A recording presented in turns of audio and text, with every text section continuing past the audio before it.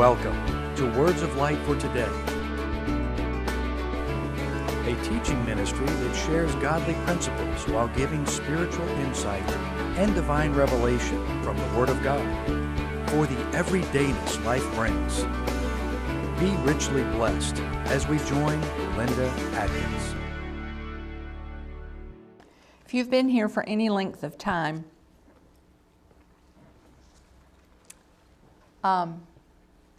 you know that I love the old writers.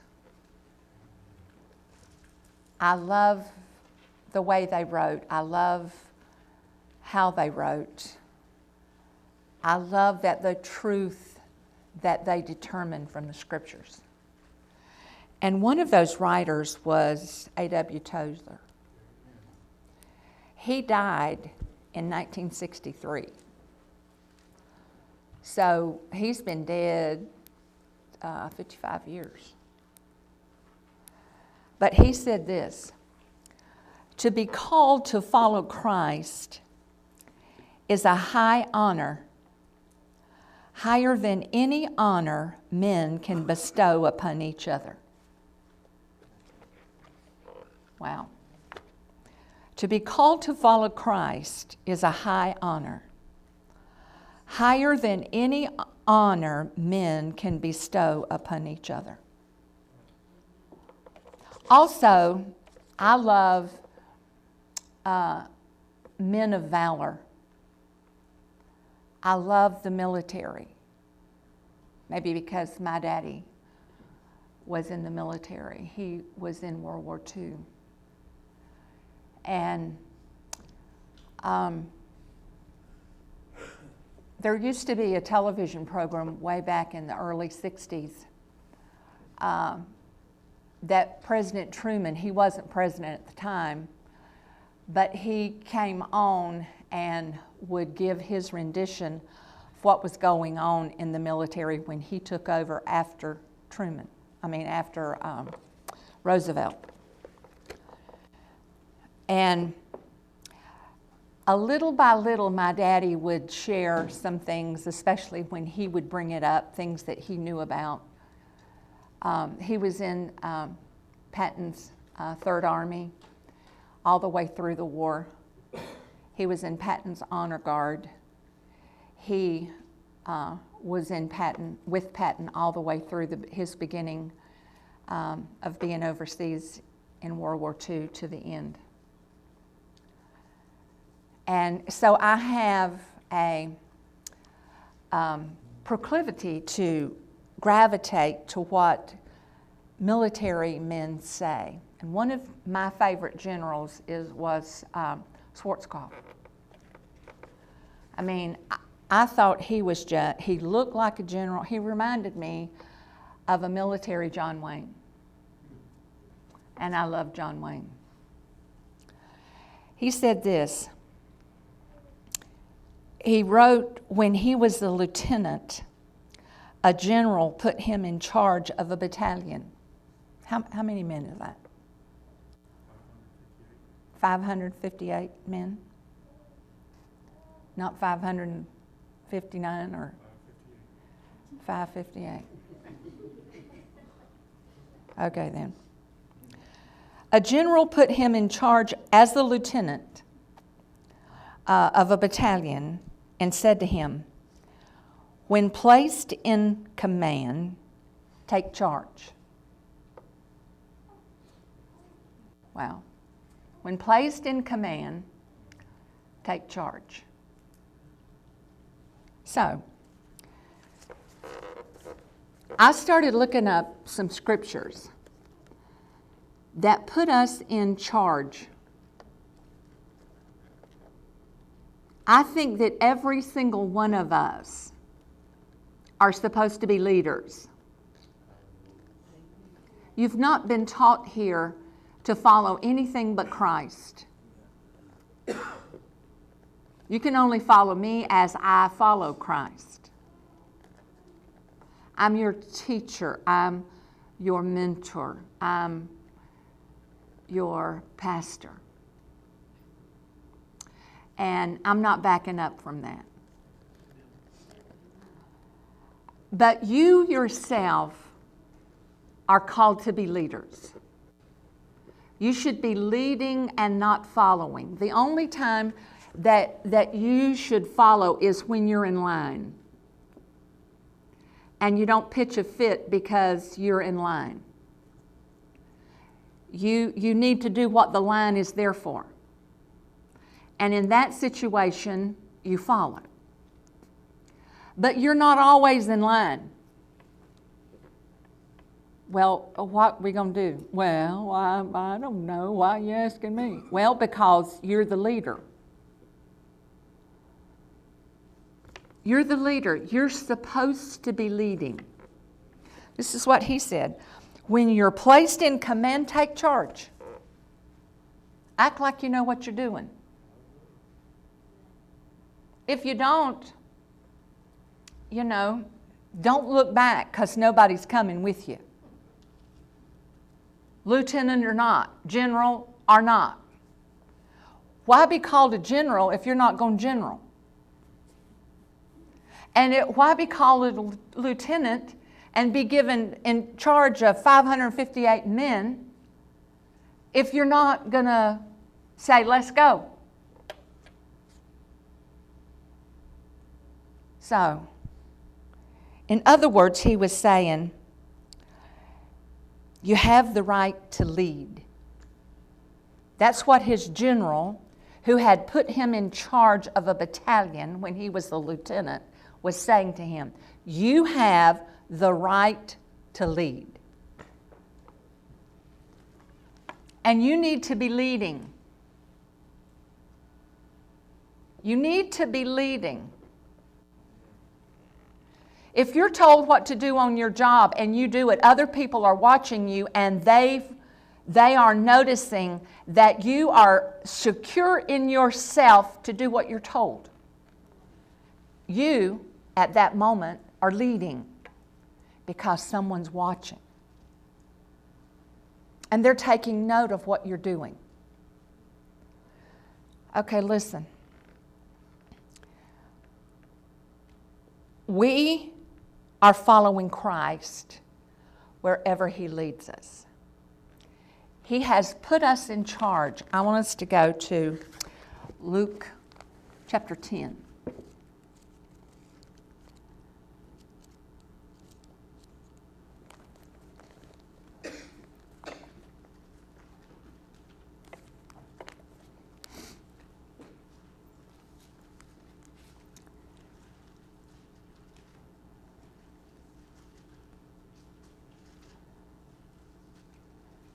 He said this in verse 18. He had sent the 70 out. He had sent the 70 out, and he said, I'm giving you authority, go out and do what I tell you to do. So he let them lead. He told them how to lead. He was teaching them some things. And so here's what was said. The 70, let's look at verse 17. The 70 returned with joy, saying, Lord, even the demons submit to us in your name. He said to them, I watched Satan fall from heaven like a flashing light. Then he said, look, I have given you the authority to trample on snakes and scorpions and over all the power of the enemy, and nothing shall by any means harm you. So what he was actually saying here was, I give you authority to trample on snakes and scorpions, and I give you authority over the power of the enemy.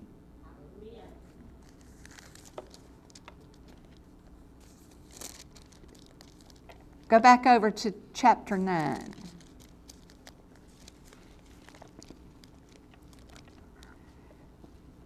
It says in verse 1 that he summoned the 12 to himself. He gave them power and authority over the demons and to heal diseases. But here's how this scripture plays out. He gave them authority over demons and the power to heal And other translations say cure diseases. Power to heal, authority over devils. So here's the deal. The authority that He has given to us, listen, is stronger and mightier than any power the devil has. He has given this authority to leaders that follow Him. Leaders, I'm sending you out as sheep among wolves. But your authority over the enemy, your authority is greater than their power. Is the devil strong? Very. Does he know what he's doing? Yes. Can he hurt you? Yes. It's a very dumb thing to think that they have no power. They do. They have plenty of power. They took the power. But they have no authority. Because all the authority, He said, all authority has been given both in heaven and in earth to me. Therefore you go. All authority. They have no authority. They've got power, but no authority. So you don't have to scream and rage and carry on against evil. You just use authority. I have authority to pastor this church, but I don't use authority in a way that downplays you. And if people have taken it that way, that's their problem and not mine. A lot of times all I've done is just stand. That's all I've done. I want you to see how vastly powerful you are in the Holy Spirit with the authority that He has given to us over the wicked one. The one that wants to kill, steal, and destroy. Our authority is stronger than his power to kill, to steal, and to destroy. It is stronger authority taken in a meeting that you're going into. You take it away from a deceptive, devious agenda that has got nothing to do with the betterment of a company. You can take authority if you have the right to be in the meeting. Before you ever go in there, and things will go the way that it should go, the course of action that it should take. Or you can say, well, what good, I can't do anything. You can do it before you go in the meeting.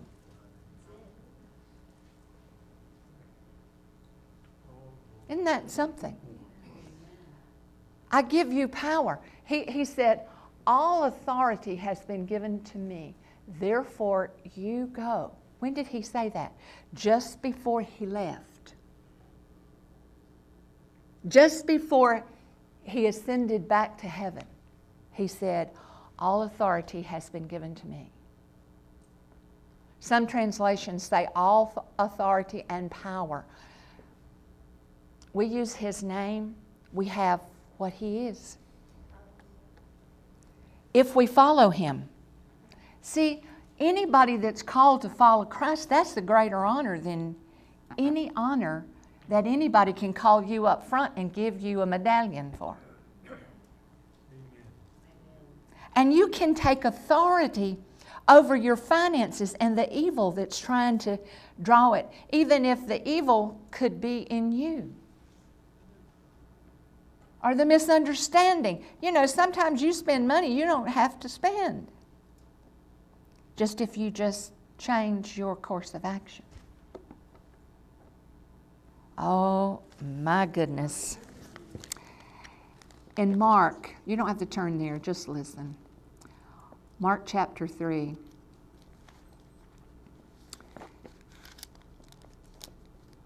in verse 15, he said this. He appointed 12 whom he also named apostles, that they might be with him, and that he might send them out to preach, and to have authority to drive out demons. Now he sent the 70 in Luke 10 out with the disciples. The disciples had already gone out and come back several times before he sent the 70 in Luke 10:19. But you see, the thing of it is, they came back and was rejoicing over the fact that even the devils were subject to him. You see, that's the good way to get one hot on your tail. And so he told them in Luke 10:19, he said, don't rejoice that they are subject to you, but rejoice that your name is written in the Lamb's Book of Life. You see, your authority has to come with quietness and assurance and stable. Everything is stable. Your course of action is changing because you're following him. You follow him. You follow him. You do as he leads. And when you do, you have authority that is stronger and more powerful than the power of evil. The power of the devil. Satan doesn't come against you himself. He comes and he sends out forces against you. And they will use people. It looks as though people are the problem. People are just being used by evil, by wrong intentions, by wrong things. That's why we have to keep ourselves in a constant state of judgment. We judge everything we do.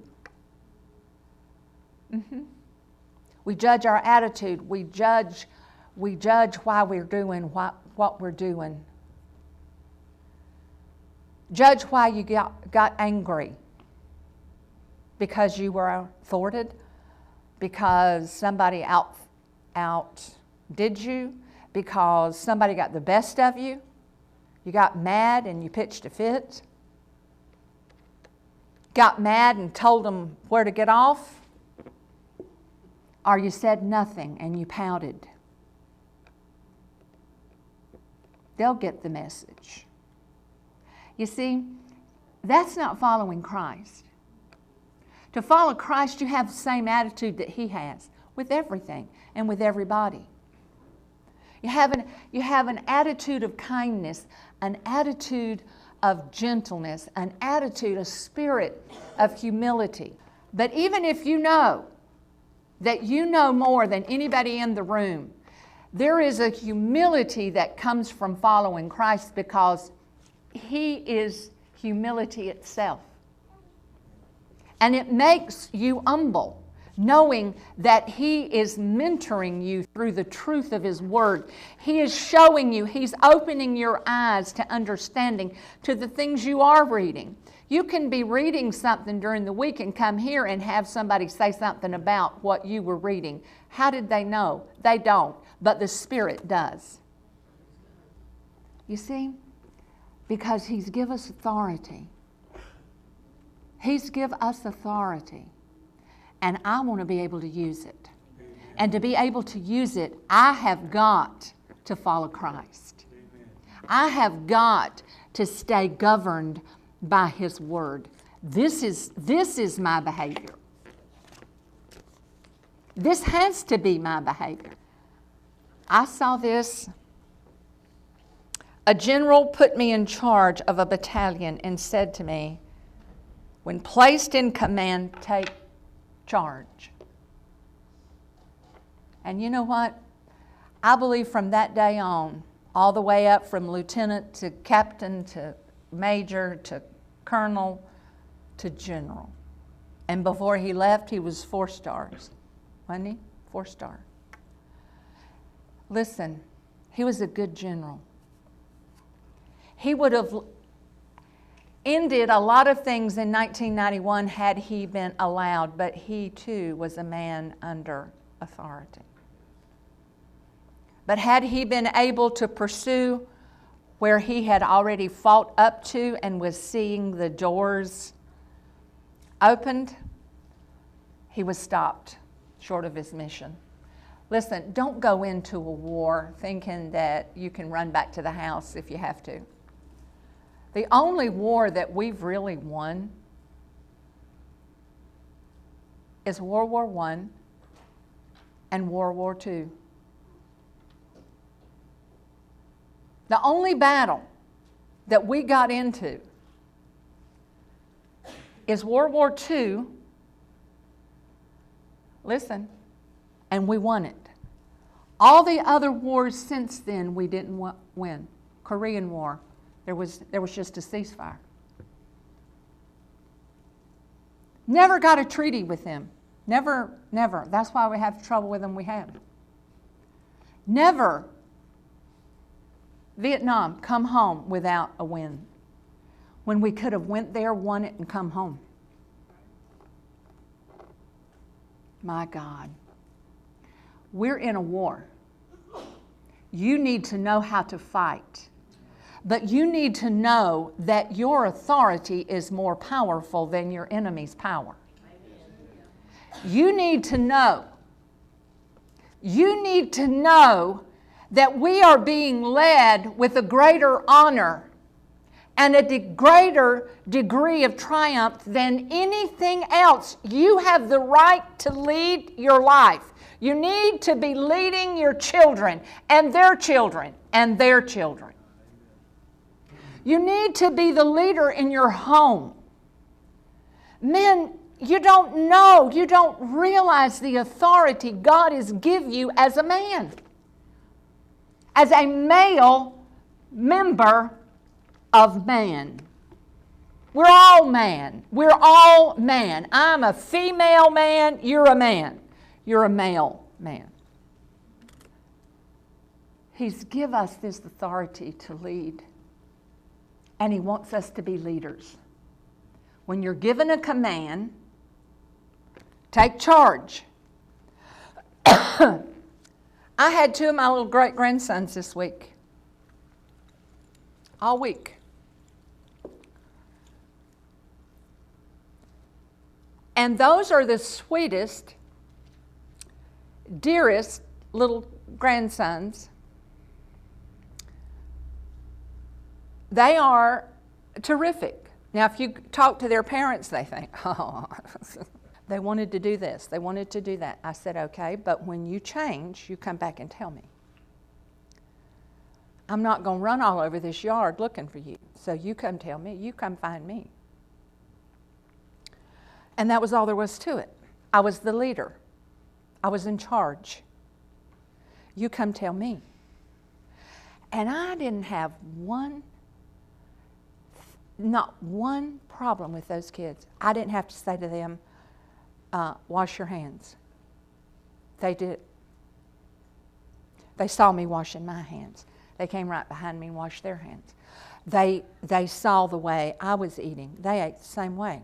I didn't have crumbs all over everywhere. They were good. Yes, ma'am. No, ma'am. Not the first time did I have to say, tell me thank you. Not the first time. Not the first time.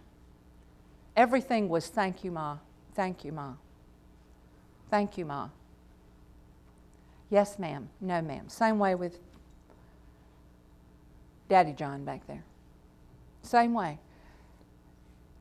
Precious, sweet, good. No trouble. I don't know what y'all's problem is, but I had no problem. No screaming, no screaming, no big deal.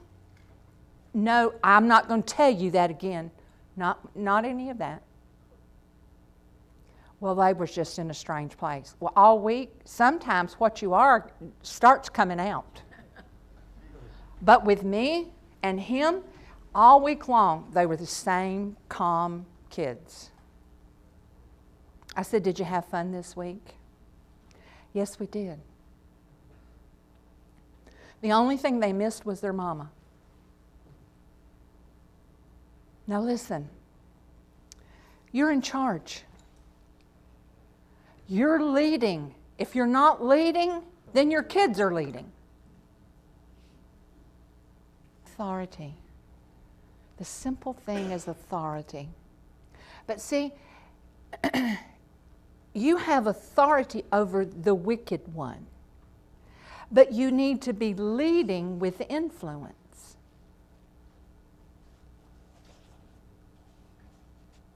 My family don't come to me because I'm a pastor. They come to me because I have influence over them. I have influence with them. If you stay in the authority mode with your kids, their friends will have influence, and they'll follow their friends and not you.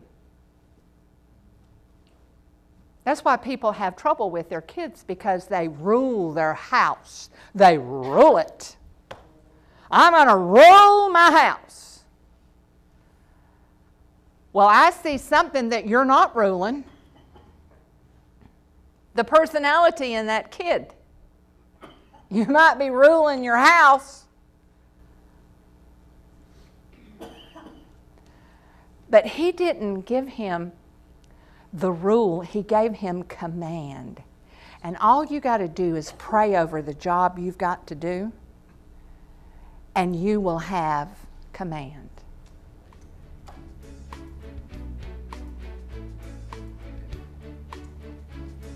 Listen, He's give us authority more powerful than the enemy, but He's give us love for the deepest influence that we can have with each other. Your kids will do good because they want to please you. That's what influence does. Influence, they do right. He's given me authority over my enemy. I can keep my enemy then off of my children. You have been watching Words of Light for Today with Linda Adkins. For prayer or a free CD of today's message, please call 904-289-9727.